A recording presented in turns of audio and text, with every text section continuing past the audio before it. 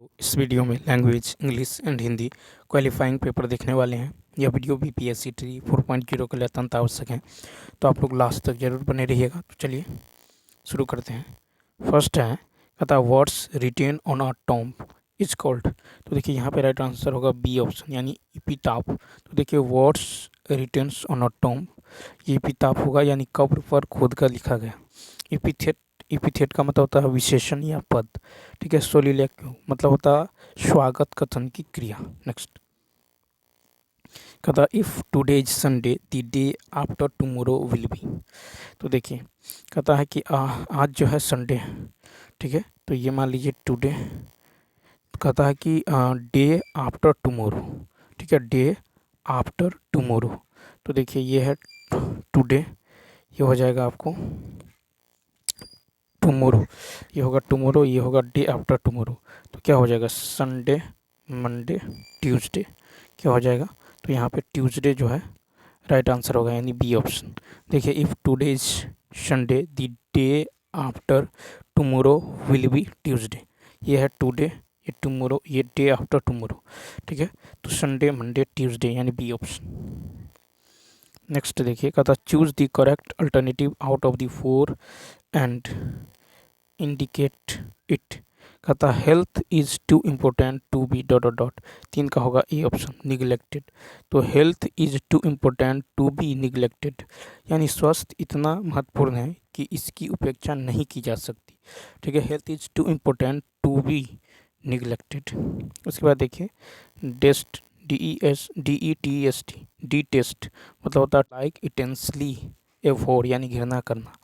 Despise मतलब होता है हेट, स्कॉर यानी घृणा करना। नेक्स्ट यहाँ पे देखिए पैसेज दे दिया गया, कहता many thousands of year ago all man did all types of work, each man built his own house and made what kind of furniture he needed and grew all his own food. His wife made all the clothes for the family and cooked food. However, men very soon found that it was much better to divide the work among them so that one built houses, another made furniture, and another grew corn, and so on. You can easily see that his was that this was a better plan because by always doing the same kind of work you can do it far more quickly and easily. So nowadays all works is divided as much as possible. अब देखिए कहता है कि in the third sentence of the second paragraph so nowadays all work dot dot the word so indicates, चार का होगा ए effect. तो देखिए यहाँ पे जो है the cause is why the event happen, the effect is what happened. तो यहाँ पे जो है इफेक्ट क्या होगा, राइट होगा, सो इंडिकेट्स इफेक्ट। नेक्स्ट 5 कहता कि the word however at the beginning of the second paragraph indicates.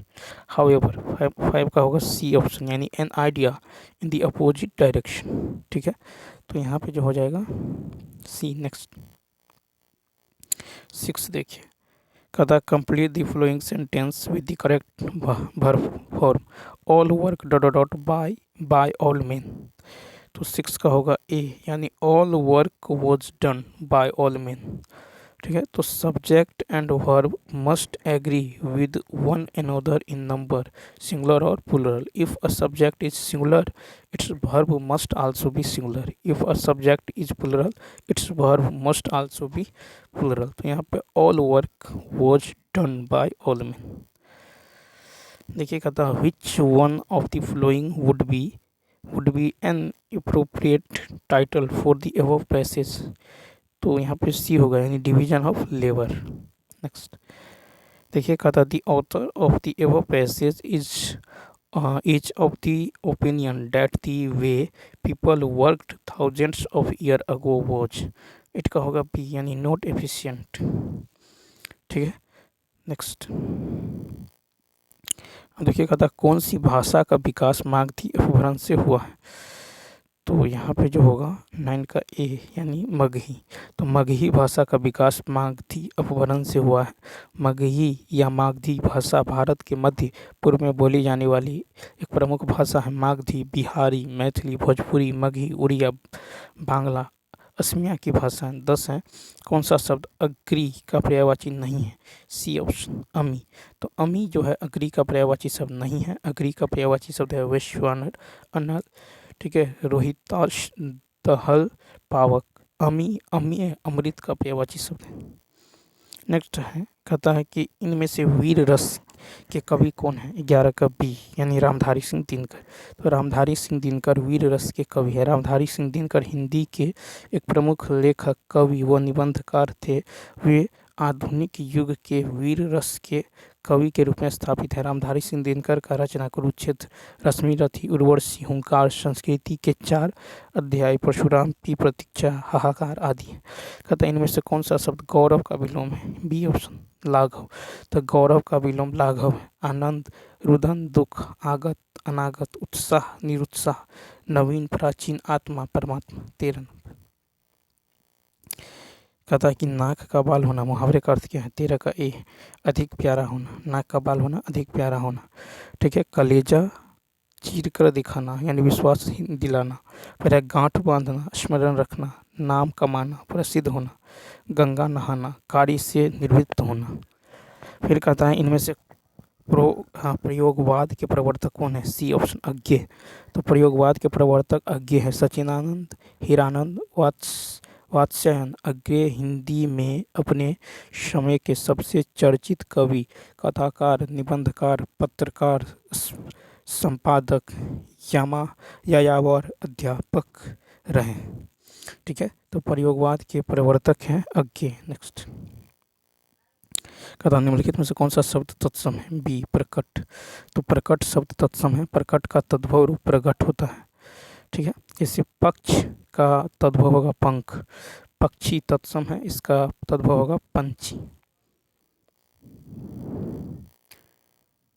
कहता है कि इनमें से कौन सा शब्द अतिथि शब्द का पर्यायवाची नहीं है? E option. तो देखिए यहाँ पे जो है उपयुक्त सभी शब्द जो है अतिथि का पर्यायवाची हैं, ठीक है। पाहुन, आगुंतक, मेहमान। अतिथि का पर्यायवाची सब पाहुन, ठीक है, मेहमान, आगुंतक आदि। नेक्स्ट, कहता है रामचंद्र शुक्ल ने हिंदी साहित्य का प्रथम महाकाव्य जो है किसे माना है? 17 का बी यानी पृथ्वीराज रासो। रामचंद्र शुक्ल ने हिंदी साहित्य का प्रथम महाकाव्य पृथ्वीराज रासो को माना है। पृथ्वीराज रासो चंद्रबरदाई की रचना है। रामचंद्र शुक्ल की प्रमुख रचना है चिंतामणि, विचार विधि, भय और क्रोध, ईर्ष्या, घृणा, लज्जा और ग्लानि आदि। रामचरितमानस गोस्वामी तुलसीदास की रचना है। पूर्वी हिंदी का विकास जो है किस अपभ्रंश से हुआ? सी अर्धमागधी। पूर्वी हिंदी का विकास अर्धमागधी अपभ्रंश से हुआ है। सौरसेनी। पूर्वी हिंदी का विकास अर्धमागधी अपभ्रंश से सौरसेनी अपभ्रंश से पश्चिमी हिंदी का विकास हुआ। मागधी अपभ्रंश से बिहारी हिंदी का विकास हुआ है, ठीक है। और पैशाची भाषा पश्चिमोत्तर प्रदेश में प्रचलित है। किसी वाच्य में क्रियाएं सदैव एक वचन, पुल्लिंग तथा अन्य पुरुष में होती हैं। 19 का सी भाववाच्य। तो भाववाच्य में क्रियाएं सदैव एक वचन, पुल्लिंग तथा अन्य पुरुषों में होती हैं। कर्मवाच्य जिस वाक्य में क्रिया का संबंध कर्म से होता है कर्मवाच्य कहते हैं। कर्तवाच्य जिस वाक्य में क्रिया का संबंध कर्ता से होता है उसे कर्तवाच्य कहते हैं। कहता त्रिलोचन में कौन सा समास है? A option बहुब्रीहि।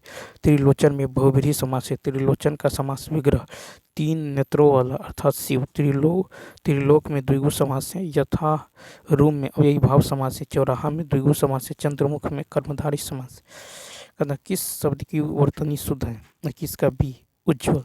उज्ज्वल शब्द की वर्तनी शुद्ध है। उज्ज्वल, ठीक है। उज्ज्वल शब्द की वर्तनी क्या है? शुद्ध है। उ संयुक्त वो लो उज्ज्वल, ठीक है। उसके बाद देखिए भागीरथी इस तरह से होगा। भागीरथी, ठीक है। क्षत्रिय, तो क्षत्रिय जो होगा इस तरह से होगा। स्थिति जो है इस तरह से। नेक्स्ट देखिए 22 की यदि बात करें तो कहता है कि कवि का स्त्रीलिंग इनमें से क्या है? सी कवयित्री। कवि का स्त्रीलिंग होगा कवयित्री, ठीक है। क्या होगा? तो ये हो जाएगा कवयित्री। ठीक है, झीलों का नाम स्त्रीलिंग होती हैं, नदियों का नाम स्त्रीलिंग होती हैं। देखिए यहाँ पे है कि अमेरिका के प्रसिद्ध जीवन शास्त्री का कहना है कि ज़िंदगी संघर्ष से भरी हुई है, एक के बाद एक जो है खींचातानी लगी ही रहती हैं और चैन नहीं मिल पाता। इसलिए जीवन में उन क्षणों की बहुत कीमत है जो जीवन को गुदगुदा दे और खींचतान की तेज को भुला दे। जीवन शास्त्री ने लोगों को एक बड़ा दिलचस्प जो मशवरा दिया है कि तुम अपने जो किसी मित्र से बात करने बैठो तो घड़ी का मुंह दीवार की तरफ कर दो। ठीक है, जब उससे पूछा गया कि बातचीत और घड़ी का क्या संबंध है, तो उत्तर मिला कि कमबख्त याद दिलाती रहती हैं कि इतनी देर हो गई, इतनी देर हो गई, और इस तरह वह आनंद क्षण खंडित हो जाता है जो मित्र से बातचीत मिलता है। तो ऐसा कि जीवन शास्त्री ने किसे कमबख्त कहा है, तो इसका होगा सी, घड़ी को। लेखक के अनुसार आज का जीवन कैसा है, 24 का बी यानी संघर्ष में। जीवन में वे क्षण मूल्यवान हैं जो 25 का सी जिंदगी की खींचतान को तेजी से भुलाते। नेक्स्ट है कि मित्रता पूर्ण गपशप में प्रायः आ जाता है, 26 का बी यानी आनंद। नेक्स्ट है कि जीवन को गुदगुदाने वाले क्षणों की कीमत है, क्योंकि 27 का देखिए सी ऑप्शन, क्योंकि उनसे तनावपूर्ण जीवन में चैन मिलता है। ठीक है, उनसे तनावपूर्ण जीवन में चैन मिलता है।